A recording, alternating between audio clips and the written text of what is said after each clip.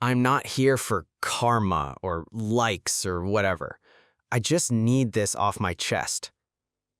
This happened last summer, and it still doesn't feel real.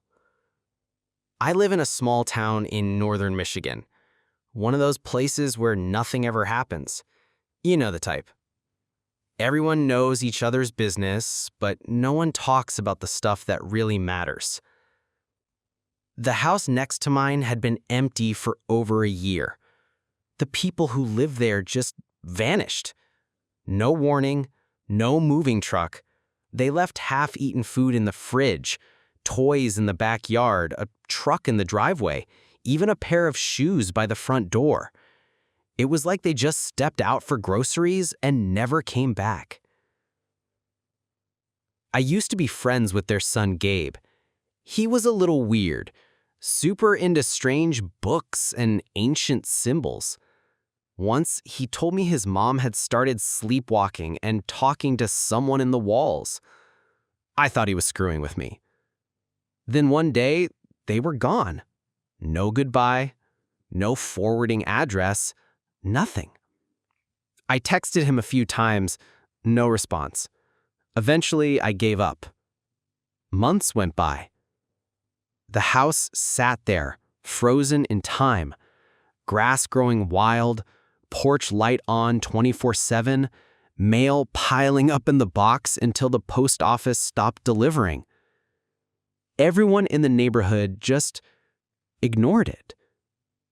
Then one day, in June, I noticed something different. The curtains. They used to be old and yellow and sun-faded. Now they were jet black, heavy, like theater curtains.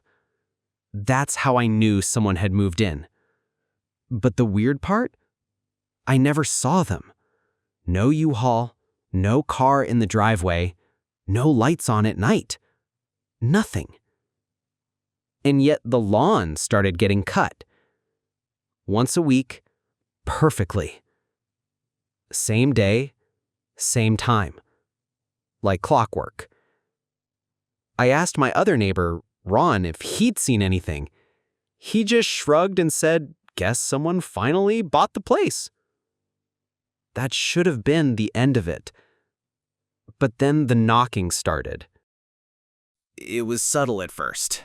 Just 3 slow knocks. Knock, knock, knock. Not on the front door, not outside, inside my bedroom wall. Always at 2:17 a.m. every single night. At first I thought it was the pipes, or maybe I was dreaming, but I started setting an alarm. I recorded it on my phone, played it back the next morning. 3 knocks, clear as day. My bedroom wall faces their house. I started sleeping with the light on. On the 5th night, I stayed up with my dog, Oliver. Window cracked, flashlight in hand. Nothing happened for a while. Then, right at 2:17, bang, bang, bang. But this time, not the wall, my closet. Oliver freaked, growling, barking at the door like something was behind it. I opened it slowly. Just clothes, shoes, darkness. But the air in there was cold, way too cold for summer. I pulled everything out, checked the walls, no holes, no mice, nothing. I slept on the couch after that. I called up my friend James and told him what was going on. He didn't believe me until I played him the knocking from my phone. He agreed to come over and help me check the neighbor's place during the day. We walked over, knocked. No answer. James tried the door. It was unlocked. Inside was wrong. From the outside, the house looks like a standard 3-bedroom ranch. But inside, one huge, empty room.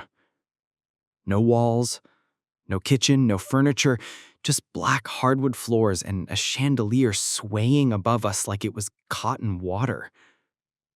In the center of the room stood a mirror.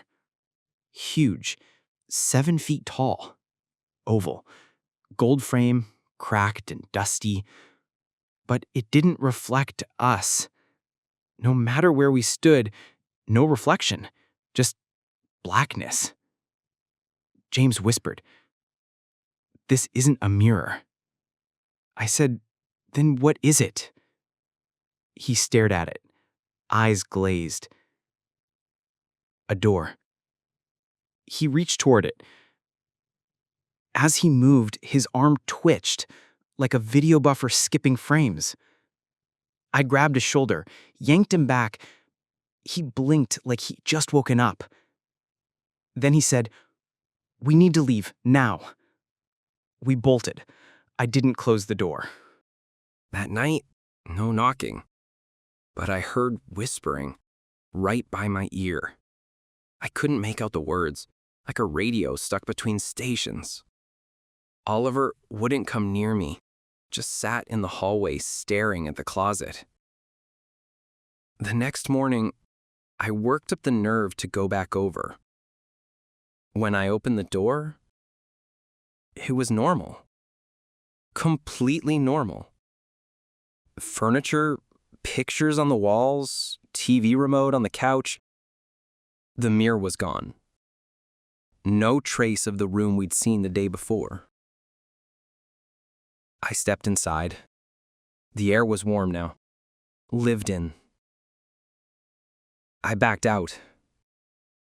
Closed the door, locked it. Tried to forget any of it happened. That night, I got a text from Gabe. We hadn't spoken in over a year. All it said was, "It's awake. Don't look." I wrote back instantly, "Where are you? What does that mean?" No reply. I tried calling. His number was disconnected. His social media? Gone.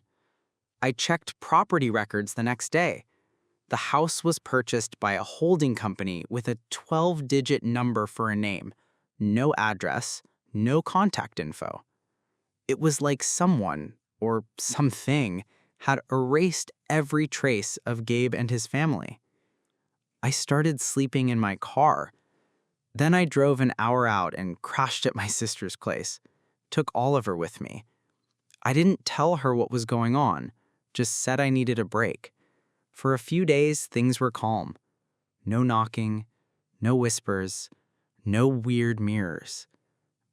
Until last night. At 2:17 a.m., I woke up to 3 knocks, but this time, they weren't on the wall. They were on the bathroom mirror. Oliver started growling again, low, like he was trying not to make noise. I crept toward the mirror.